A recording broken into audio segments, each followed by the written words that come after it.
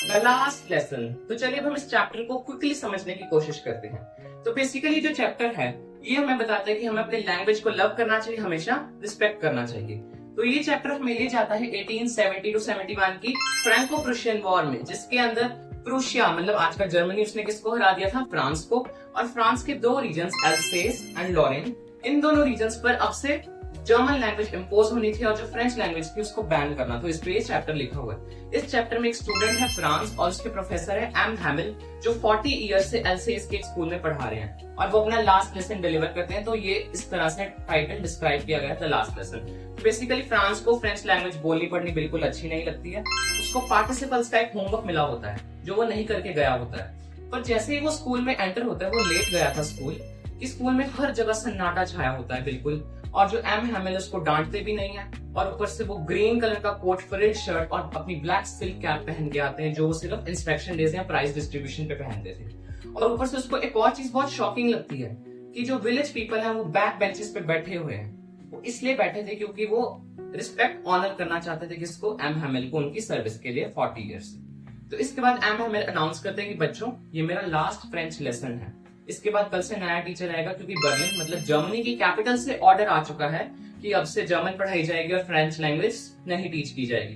तो ये सब सुन के फ्रांस जो है वो बहुत शॉक हो जाता है। उसको होमवर्क तो आता नहीं होता।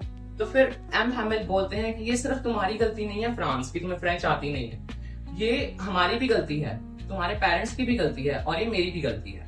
तो इस तरह से उसको समझाते हुए बाद में कहते हैं कि French language is the most beautiful comfortable language in the world. तो वो अपना लेसन शुरू करते हैं, जिसके अंदर वो एक ग्रामर का लेसन देते हैं और एक राइटिंग का लेसन, जो आज फ्रांस को बहुत अच्छे से समझ आता है। वो बहुत अच्छे से कर रहा होता है और उसे लगता है कि जैसे आज एम हैमिल बहुत ज्यादा अच्छा पढ़ा रहे हैं या मैं बहुत अच्छे से सुन रहा हूँ, कि उसको बड़ा मजा आता है बिकॉज लास्ट लेसन था। तो इसके बाद वो एक फोनेटिक साउंड्स का लेसन करते हैं, जिसमें बा, बे, बी, बो, बू इस तरह की साउंड्स होती हैं। और उसके लिए जो ओल्ड हॉजर है वो भी पीछे बैठा अपने प्राइमर में इसको मैच कर रहा होता है। प्राइमर एक एनसाइक्लोपीडिया टाइप साउंड्स की बुक होती है, तो उसके अंदर वो कर रहा होता है। तो इसके बाद अब वो अच्छे से लेसन दे रहे होते हैं एम हैमिल। वो सोचते हैं कि मैं जितना पढ़ा सकूं आज उतना पढ़ा लूं। उनको बहुत मजा भी आ रहा होता है।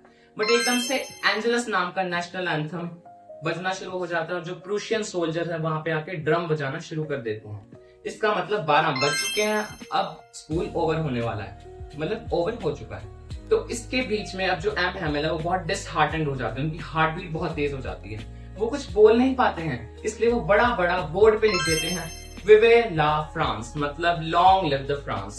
तो इसके बाद उनको और बोलने की हिम्मत तो बिल्कुल नहीं थी, तो वो इस तरह हैंड का जेस्चर कहते हुए बच्चों को कह देते हैं डिस्पर्स।